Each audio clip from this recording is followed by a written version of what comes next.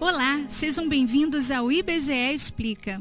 Hoje saberemos mais sobre o ponto extremo norte do Brasil. Sabe aquela expressão do Iapoque ao Chuí, muito usada quando queremos nos referir ao país todo numa só frase? Pois é, saiba que ela não está certa. Essa expressão foi tão difundida que é tema de música, Viagens aí para conhecer o Brasil, do Iapoque ao Chuí. título de livro e até percurso de maratona. O Iapoque era uma referência ao extremo norte do território brasileiro. Era, no passado mesmo.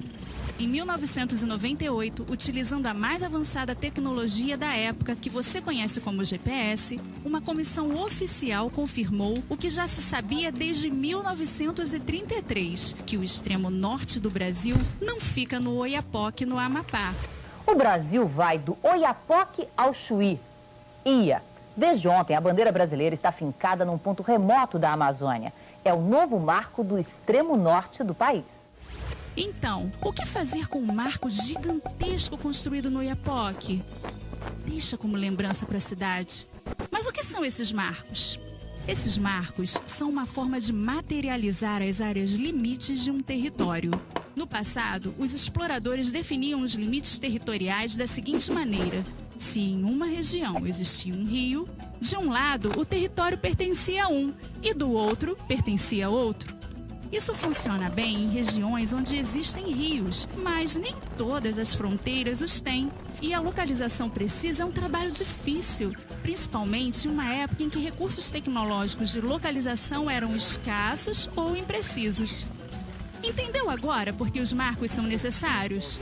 Depois da confirmação em 1998, o IBGE foi convidado pelo Ministério das Relações Exteriores para participar de uma expedição oficial para construir um novo marco para o extremo norte do país. Mas para definir com precisão o local de construção do novo marco, era preciso encontrar o antigo, colocado em 1933 no Monte Caburaí, em Roraima, por Braz Dias de Aguiar, capitão de mar e guerra e chefe da Comissão Demarcadora de Limites da época. Mas achar algo que estava ali há mais de 80 anos não foi um trabalho muito fácil. A floresta úmida e a chuva que não dava trégua atrapalhavam a instalação dos acampamentos. Além disso, o acúmulo de muita matéria orgânica durante tantos anos pode ter encoberto o marco, que acabou não sendo encontrado. Então, a equipe de pesquisadores realizou novas medições com modernos aparelhos de GPS e definiu, através de coordenadas geodésicas, o local onde foi construído o novo marco no Monte Caburaí, em Roraima, próximo à nascente do rio Ailã. Essa definição foi feita utilizando os mais modernos instrumentos de medição e foi acompanhada por representantes oficiais, tanto do lado brasileiro quanto do lado da Guiana. Portanto, fica a dica para quando você quiser falar corretamente dos pontos extremos do país. O Brasil vai do Caburaí ao Chuí. Gostou do nosso vídeo? Então curta e compartilhe. Não deixe também de assinar o nosso canal e nos ajudar a disseminar informação pelo país. Até a próxima!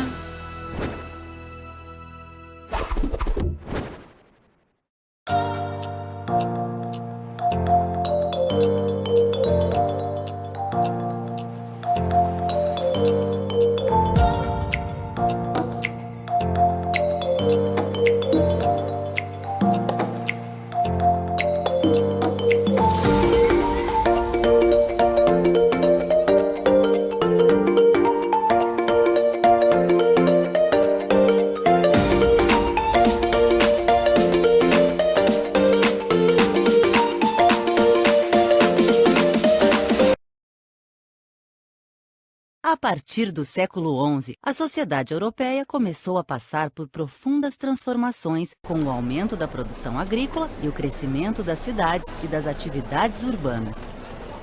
À medida que a atividade comercial se expandia, o uso de moedas aumentava. No século XIV, no entanto, a epidemia de peste negra, a escassez de alimentos e as revoltas no campo e nas cidades causaram uma profunda crise no continente. Graças ao desenvolvimento do comércio, a Europa conseguiu superar rapidamente essa crise. Conforme essas mudanças aconteciam, os nobres perdiam renda e poder e o rei surgia como mediador entre os diferentes grupos sociais, dando início ao Estado moderno. A maior transformação, no entanto, viria com as grandes navegações, que levariam os europeus a conquistar terras distantes e a expandir seu modo de vida ao redor do mundo. Os portugueses foram pioneiros na expansão marítima, já que contavam com um poder monárquico fortalecido e com o apoio de nobres e burgueses. Além disso, eles já tinham experiência com a navegação, pois as cidades do Porto e de Lisboa cumpriam papéis importantes nas rotas comerciais marítimas europeias.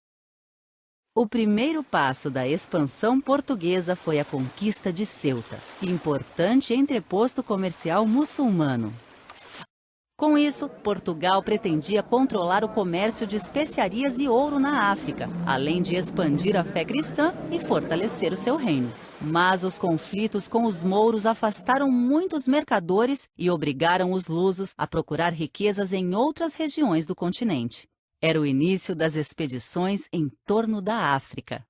Em 1434, os portugueses contornaram o Cabo Bojador e, em 1488, dobraram o Cabo das Tormentas, logo chamado Cabo da Boa Esperança.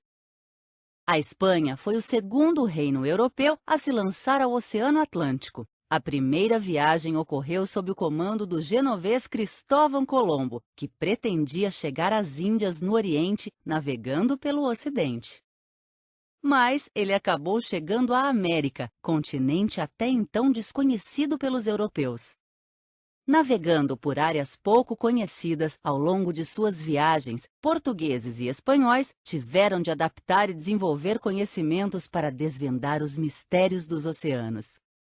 Eles utilizaram equipamentos como a bússola e o astrolábio e aperfeiçoaram o registro das terras e dos caminhos marítimos em mapas. Além das dificuldades das viagens, ao conquistarem novas terras, espanhóis e portugueses tiveram um novo problema: a divisão desses territórios. Diante disso, foi preciso estabelecer um acordo. Mediado pela Igreja, o Tratado de Tordesilhas dividia entre portugueses e espanhóis as terras já descobertas e aquelas que estavam por descobrir. Em 1498, os portugueses terminaram de contornar a África e alcançaram as Índias. 2 anos depois, chegaram à América. O conhecimento adquirido com as descobertas permitiu a realização da primeira viagem ao redor do mundo. A expedição espanhola, liderada por Fernão de Magalhães, demorou 3 anos e retornou à Europa com poucos tripulantes. Até mesmo o comandante perdeu a vida em um conflito nas Filipinas. As viagens marítimas dos séculos XV e XVI podem ser vistas como um dos principais marcos da integração de diferentes povos e do grande intercâmbio cultural entre eles. Mas essa integração não foi totalmente pacífica. Caracterizada pela dominação e pela exploração, ela também provocou conflitos e a morte de muitas pessoas.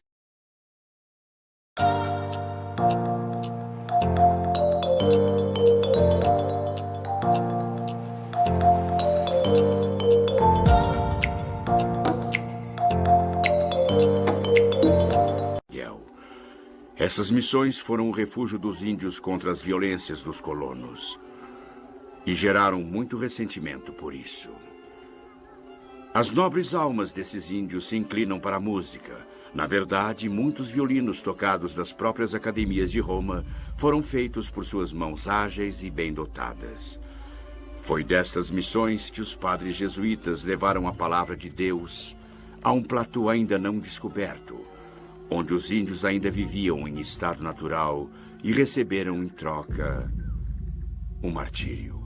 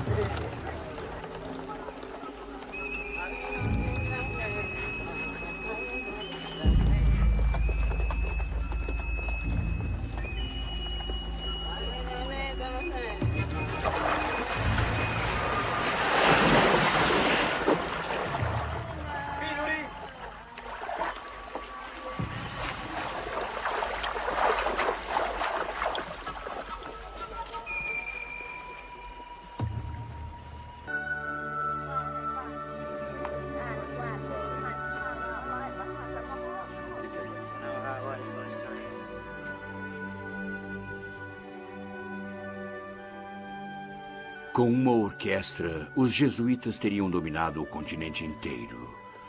E aconteceu que os índios guaranis, afinal, foram trazidos a prestar contas à misericórdia eterna de Deus e à misericórdia falha dos homens.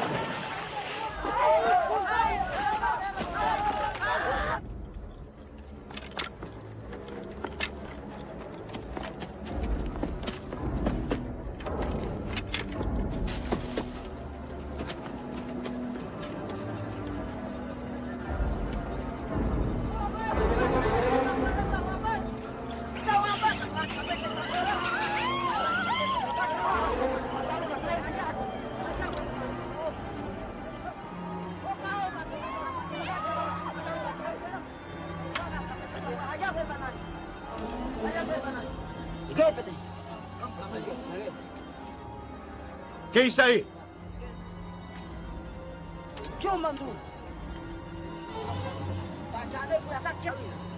Está caçando acima da cachoeira. Capitão Mendonça.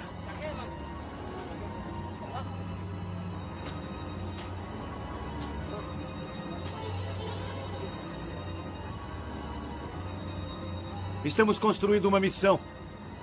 Vamos tornar essa gente cristã. Se tiverem tempo.